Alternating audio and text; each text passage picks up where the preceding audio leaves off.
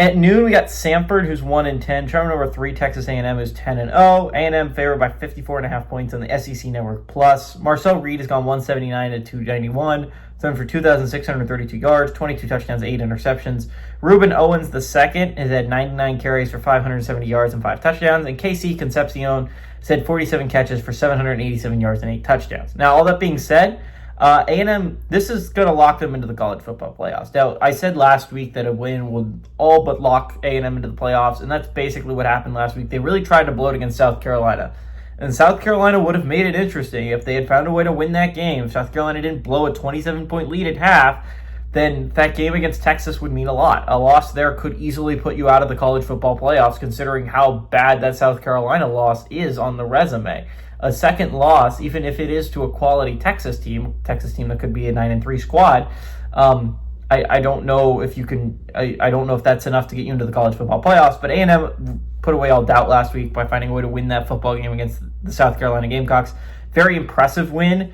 I don't know how, I don't know it's that amazing of a win. See, I like to point out that that loss would have been absolutely devastating to A&M because A&M just doesn't have the resume outside of that, right? They legitimately don't have any massive wins on this resume that you can point to. They have one, and that is the win on the road against against Notre Dame. That's an amazing win, very high quality win. Win on the road against a likely 10-2 team. That's going to be an amazing high quality win at the end of the year. But outside of that, they don't really have that many impressive wins. They went on the road and beat LSU, which is a nice win to have on the resume.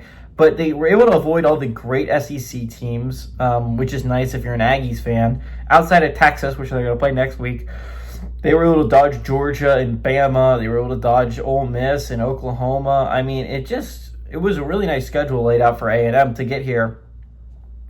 But again, they have the second best resume in the country. That's likely not going to stand after this week. As long as Ohio State beats Rutgers, A&M will have the third best resume in the country. They should be the number 3 seed after this week.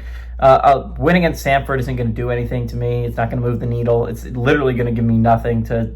It's not even like the win against Charlotte for Georgia is going to give me a little bit more than this win against Samford. It's going to move the needle a little bit for me. Not a lot, very, very minuscule amount, but at least moves the needle. Samford literally moves the needle exactly 0% for me against A&M. As long as they don't lose this game, they're a lock for the college football playoffs. They're not going to lose this game. They're coming off an amazing comeback win over South Carolina. I don't see them blowing that against a really bad Samford team. I like A&M to win. I like them to cover heading into that big matchup against Texas next week that could absolutely determine whether they can get a top 4 seed or not.